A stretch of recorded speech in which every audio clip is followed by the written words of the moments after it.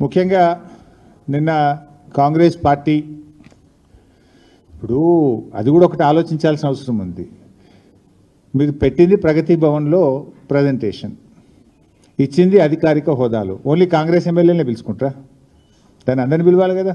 If it is official presentation, why not to all? Gandhi భవన్లో పెట్టుకోలే కదా మీరు. అక్కడ ప్రజెంటేషన్ ఇచ్చింది ఆఫీసర్లు, ఇరిగేషన్ డిపార్ట్మెంట్ ఆఫీసర్లు, సచివాలయం నుంచి వచ్చిన అధికారులు. దాన్ని అందరినీ పిలిస్తే ఇంకా వాస్తవాలు బయటకు వస్తాయి కదా. సో నిన్నటి పవర్ పాయింట్ ప్రజెంటేషను అది హైదరాబాద్లో ఇచ్చినట్లేదు, అమరావతిలో ఇచ్చినట్టుంది.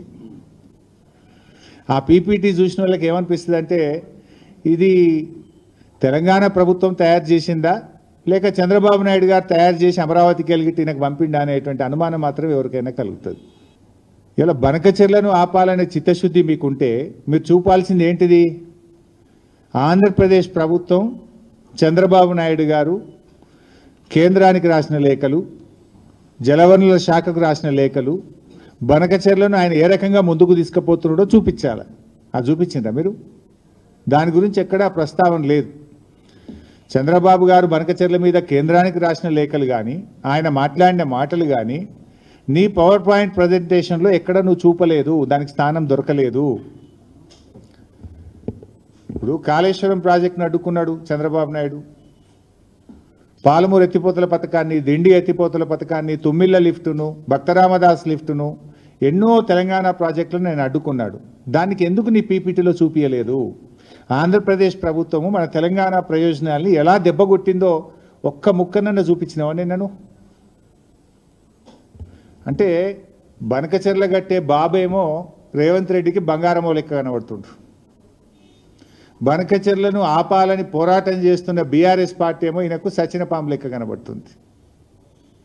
మరి సచినపామే అయితే ఎందుకు కళలు కూడా బీఆర్ఎస్ పార్టీని కలవరిస్తున్నావు? అసలు నువ్వు ఉపన్యాసం ఇస్తే కేసీఆర్ పేరెత్తకుండా, బీఆర్ఎస్ గురించి మాట్లాడకుండా ఏనాడన్నా ఒక ఉపన్యాసం మాట్లాడతావా నువ్వు? అసలు నీకు నిద్రలో లేపితే కూడా బీఆర్ఎస్ యాదికి వస్తుంది, గులాబీ జెండానే కనబడుతుంది నీకు.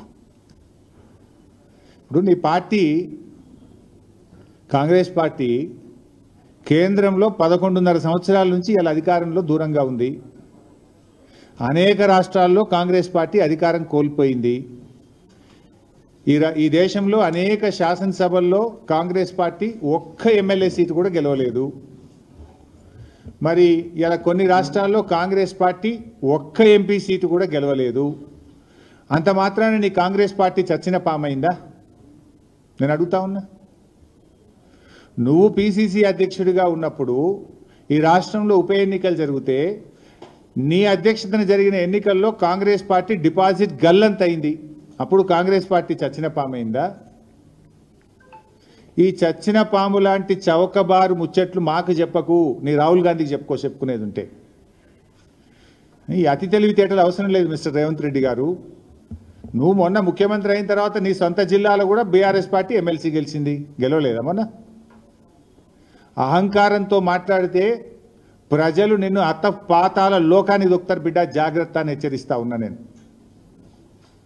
నీకు బేసిన్ల గురించి మినిమం అవగాహన లేదు. దేవాదులు ఏ బేసిన్లో ఉందంటావు, బంకచెర్ల యాడు ఉందంటావు. బాసన్ల గురించి తెలిసినంత ఈజీ కాదు బేసిన్ల గురించి తెలుసుకోవడం.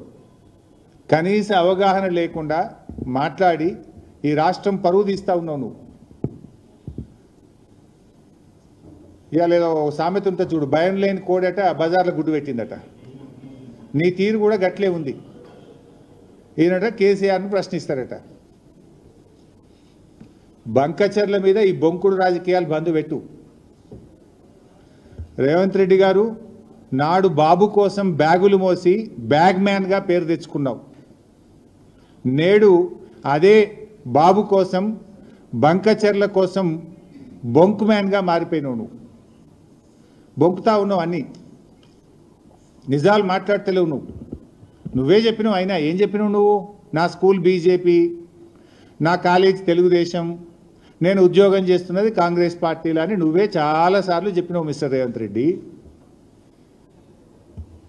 ఇలా నువ్వు టెక్నికల్గా కాంగ్రెస్ ముఖ్యమంత్రివి, కానీ నీ హృదయం అంతా కూడా ఇంకా అక్కడనే ఉన్నదని ఇలా అర్థమవుతా ఉంది రాష్ట్ర ప్రజలకు.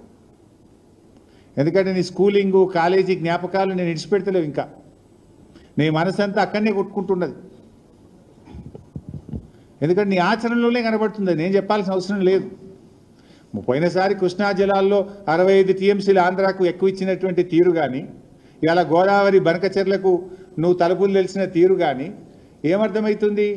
నీ స్కూల్ ఏజ్లో కాలేజ్ ఏజ్లో ఉన్న ఆ చంద్రబాబు నాయుడు గారితోనో తెలుగుదేశం పార్టీతో ఉన్న నీ అనుబంధాలు ఇంకా నువ్వు మర్చిపోలేకపోతున్నావు. ఇవాళ స్పష్టంగా నేను ఆధారాలతో సహా చెప్పదలుచుకున్నా. ఇప్పుడు చంద్రబాబు నాయుడు గారిని ఈయన ప్రజాభవన్కు పిలిచిండి ఈ మధ్యలో, పోయిన సంవత్సరం మీ అందరికి తెలుసు, జూలై 6, 2024 జూలై 6, 2024 నాడు 2 రాష్ట్రాల మధ్య సమస్యలు పరిష్కరించుకుందామని ప్రజాభవన్కు చంద్రబాబు నాయుడు గారిని ఆహ్వానించాడు.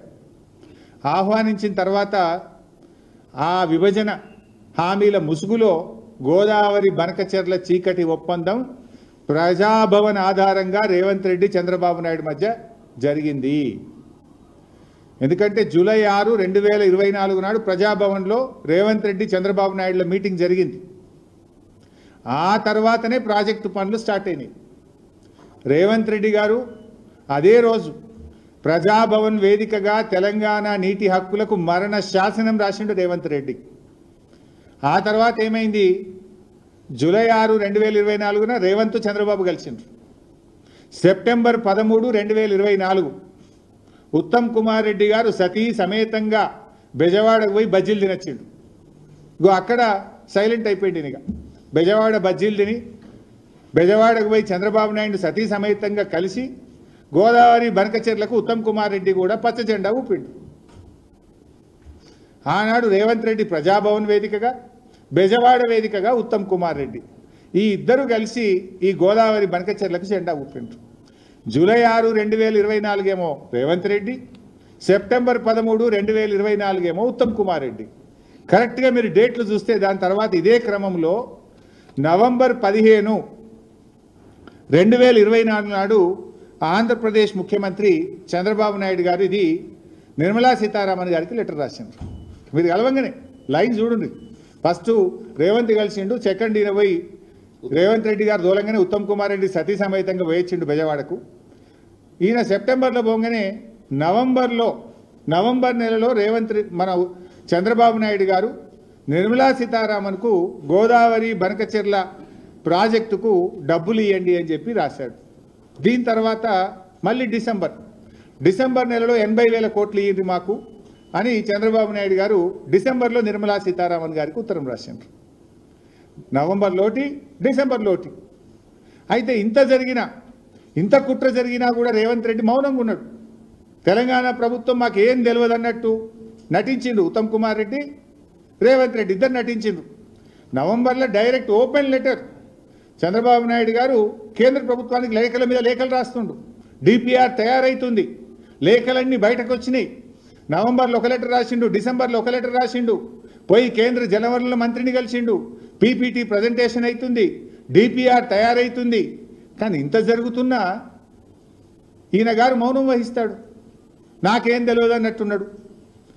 ఆనాడు బీఆర్ఎస్ పార్టీ అసలు దీన్ని బయటకు తెచ్చింది, పోరాడింది బీఆర్ఎస్ పార్టీ. ఆ రోజు జనవరి 24వ తేదీ నాడు ఇదే తెలంగాణ భవన్లో నేను ప్రెస్ మీట్ పెట్టి ఈ విషయాన్ని బయటకు తెచ్చి లేఖలు బయట పెట్టినా.